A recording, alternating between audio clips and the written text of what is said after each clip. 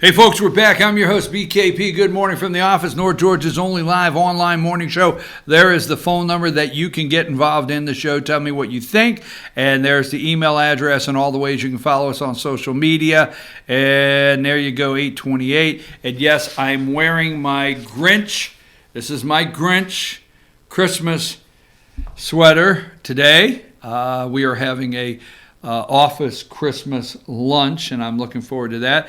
Now, Lonnie, this is big news, and I tell you why. And yes, folks, I understand. Number one, Comey said the FBI was sloppy. Chris Wallace pushed on him. We will hopefully get into this at 9 o'clock, okay? But let's go to number 7. We know everything about this, folks. We have days to work on this. We have time to work on everything. I know Adam Schiff. Pam Bondi went on Fox, said it's a sham. I know Nadler. I watched the interviews. I get it, okay? This is big because no media runs these kind of things. And we can also highlight at the same time the corruption and how much they hate this man. They hate this man. First of all, he's the commander-in-chief. Don't forget, the President of the United States is the commander-in-chief. You have your 2-star, you have your 1-star, your 2-star, you have your 3-star, you have your 4-star, you have your 5, you have this, you got an admiral, you got a colonel, you got a lieutenant colonel, whatever, okay? You got all that. Now, I don't know all the ranks. I'm not trying to leave anybody out or disrespect the military. That's the man, period. It goes up here, and that's the man. Now, the thing the media, and I want to draw this all together. The thing to me that most upsets media is this is a commander-in-chief. He's possibly going to end his first term, and he's not going to start a war. Okay? Hasn't started a war. Now, we couldn't trust him with the codes. He did not have the intellect to deal with nuclear codes. He did not have the intellect to sit down with world leaders. We were going to be blown away immediately. We had a warning in Hawaii, remember, where the man jumped down the sewer hole, pulled the sewer cover off and jumped down the hole because we had people having heart attacks in Hawaii because the accidental emergency system went off and said incoming from North Korea to try to get him to do something. That's my opinion today. They were trying to get a reaction. All right. So they probably had that day, Mr. President, that's a false alarm, nothing incoming. President Trump was probably sitting there having to maybe react. Remember Hawaii? Anyhow, he's bringing troops from Afghanistan. We've been there, 18, 19 years. Obama, major killings, did everything he could to continue wars. They can lie all day. This is the man bringing the troops home. This is the commander-in-chief. This is the man that says we're not going to be all around the world and have our men and women stationed. This is the man that's getting an extra $500 million a year from South Korea for our troops there. He is the commander-in-chief. Bush got us in the wars. Now, I won't go into it today. Stay with me on this because this is big news.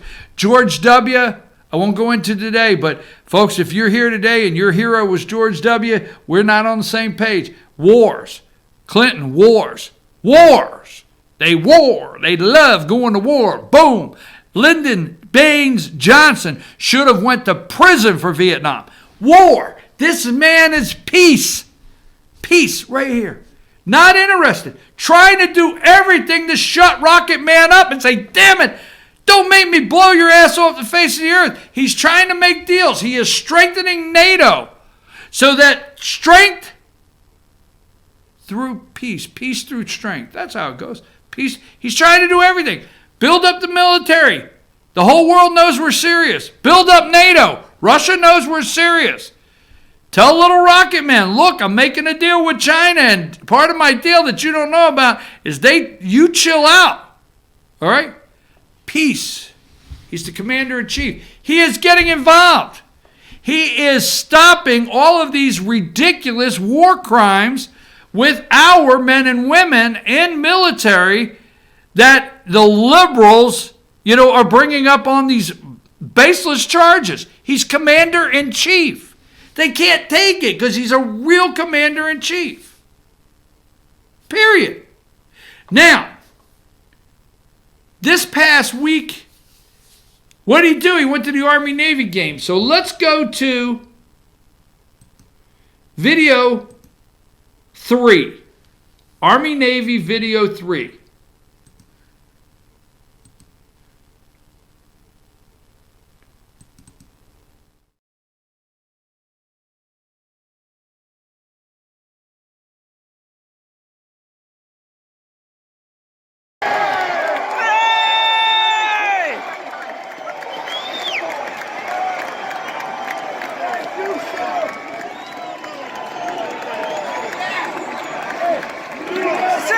USA! USA! USA! USA! USA! USA!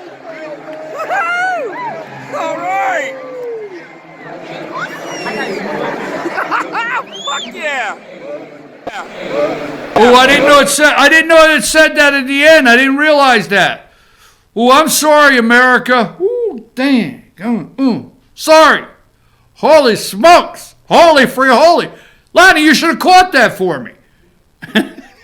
Oh, I'm sorry. I was just wanting to show the standing ovation. I forgot it said that at the end. I was supposed to tell you, bring it back to me with 5 seconds left. Sorry, folks. I hope you're not offended. If you are, get over it.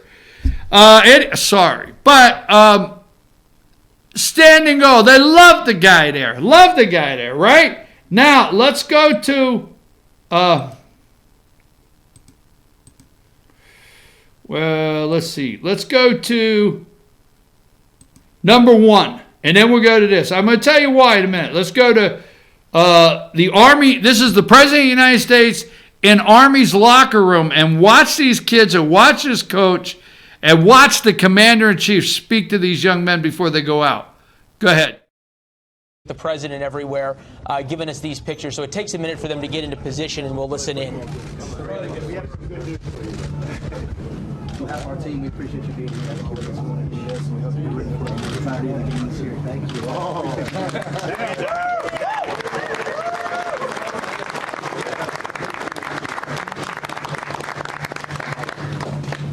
So, Mr. President, in June of this year, you directed that the Department of Defense come up with a new policy that will allow Service Academy graduates to play professional football.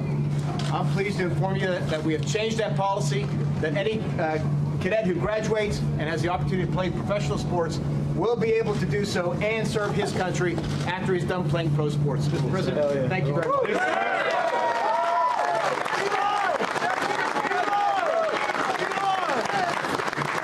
Last time I saw your coach, he said, "What about a waiver?" I said, "What are you talking about, a waiver?" He said, "Some of these guys could play in the NFL, you could play for the Yankees, you could play for the Mets, you could play basketball, you could play whatever, but you have to serve a long time. So what we're doing now is you'll go out and you'll make a fortune, and after you're all finished with your professional career, you go and you'll serve." And everybody's thrilled. That means you can go out and you can do whatever you want, and it probably gives the coach no reason to ever lose another game. That's what you said. He'll never lose again. He'll never lose again. He'll never lose. All right, folks. Well, first of all, you can play for the Mets and the Yankees. I'm sorry, Braves fans. I'm sorry, but you can play for the... Now, that is the President of the United States. Those people, that coach, those young men, they love that guy. Now, we will talk about what the President of the United States did for Army, Navy, and these young men right after we play Cut 2. I think this is... It's not as clean video, but this is Navy's locker room. Career you go and you serve your country, which you all want to do, but you do it right at the beginning, so you won't miss even a day. So I just want to congratulate you, coach, and I want to congratulate your team on having a hell of a season. But it's only a great season. It has to happen today. Otherwise, you wouldn't call it a great season. So you better go out there and play hard. But now, if you've got that talent and got whatever it takes, and it takes a lot, you can go into professional. And we're doing it, one reason, very important, because it's so great for the spirit of our country. When they see Navy and Army and all of these great institutions going out there representing our country. I view that as a big positive. So for those of you that can do it, you can now do it. And Coach, you can have a little bit easier time to do it. Yeah. Good luck, everybody. Go out there. Good luck. 45th. I like that. See, Commander Chief, we'd like to present you with the jersey. Can I play today? Good luck, fellas. All right. Thank you very much.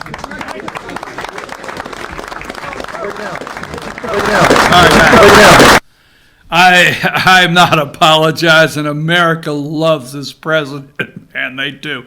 They question some things. They don't like his mannerism. They don't like things he tweets sometimes, but they love this guy. Now, those young men, now look for Army, Navy recruiting to be competitive now. Now, let me just say this, okay? So, in the past, and this is big to me because I did, yes, I could spend my 2 hours a day talking impeachment, all right? But listen, when these young men are selected for Army, Navy, part of the rule is they get their scholarship, okay? I know a young man that went to play at Navy, okay? So they get their scholarship, but part of their scholarship is when they get done with the academy, they have to serve. And I don't remember, it might be 4 years. I'm not for sure. They have to serve their country. So they have to get right out. They have to graduate, finish their senior year, and go off for 4 years. And then by the time they come back, it's sometimes pretty hard for these really good athletes, some of them, to get recruited into the NFL and to continue their career of playing. Because these are some great players, and a lot of these players qualify for being professional athletes. So what the president has done is he's flipped it. And you're going to see, this is going to be amazing because these are going to be some quality people. If these men and women are drafted, okay, when I say women, there's other sports. If these men and women are drafted by any professional team, they can, I guess, sign paperwork, but they can defer their service till after their career. So we're going to have some great young men and women that their careers, most athletes in their 30s, early 40s, then they're going to have to serve the country for their scholarship, but they're going to serve, it's going to be some very mature men and women that are going to go into service. I'm just saying I like everything about it. And I think these coaches are like now going to be able to really recruit young men and women and say, hey, you can go into the NFL draft. So I think that's an amazing thing. First of all, the place erupted in ovation when the guy went out to flip the coin. Erupted in an ovation. They love him there. He shook hands with the guys going out of the tunnel. They loved him in the locker room, whether you want to admit it or not. But this is how CNN reported it this morning. So let me go with number 50. CNN found a couple people that they feel were giving a white nationalist or innocent gesture. This is what they do with this, folks. White nationalist or innocent gesture this morning, okay? 4 a.m. Eastern time, all right? Let's go to number 49, another picture. White nationalist or innocent gesture. So supposedly, okay, there was some signal that they incorporate, and this is number 36, and we'll end this segment, all right? Number 36, Army, Navy launch internal investigations. Not Army, Navy excited with new rules that the commander-in-chief, they hate this commander-in-chief because that's what he is. He's the commander-in-chief. And Espers, is that his name? The Secretary of Defense announced it. Mr. President, you said you wanted to change the rule. And we changed the rule. If you men are eligible for, men are now eligible for the NFL draft. That is big for these kids, okay? Big. Army, Navy launch internal investigations, hand gesture made by cadets and midshipmen under scrutiny. That's the takeaway. That's the divide. Why am I doing this story and not James Comey? Who's trying to divide this country? I just played you 2 locker rooms. I just played you young men in 2 locker rooms from all over the United States. I just played you 2 locker rooms where these young men were and let me tell you something. You don't get into these academies unless you're looking at 3.9, 4. I know several of these young men and women that go to these academies. And then you have to have congressional letters of recommendation. There's a lot goes on to get into these academies. So you're looking at 2 locker rooms with outstanding young people. Grade point average, athleticism, physical, whatever. And you hear a very positive message from the Commander-in-Chief, our President of the United States, to these young people. And he makes it better. Every damn thing he touches for the American people, he works to make better.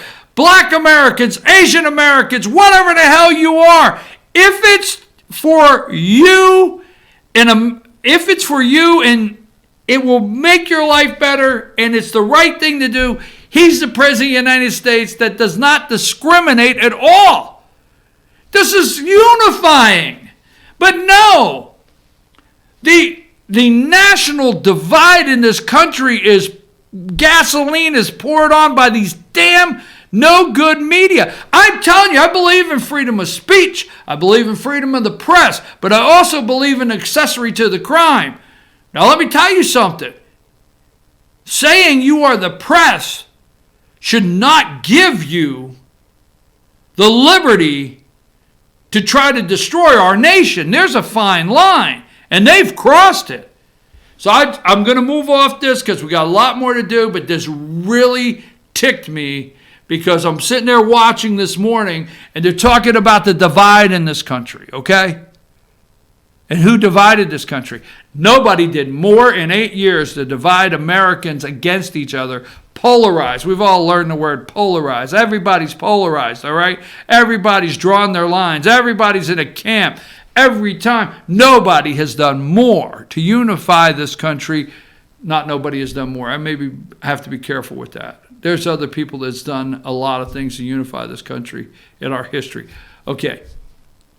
But not as many people in the history of this country has done as much to destroy and tear us apart and separate us into groups as Democrats, media, headed up by Barack Hussein Obama for 8 years.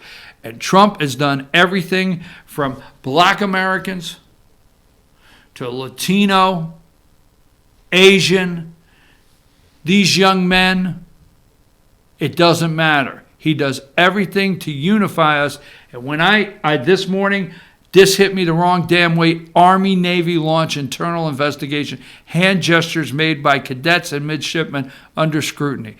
What the hell? Some of these damn people need to go to prison. Like James Comey needs to go to jail. And some of these people that are called journalists, hell, lock them up. I can be okay with that. Let's take a break. We'll come back with some more cheerful stories at this Christmas time.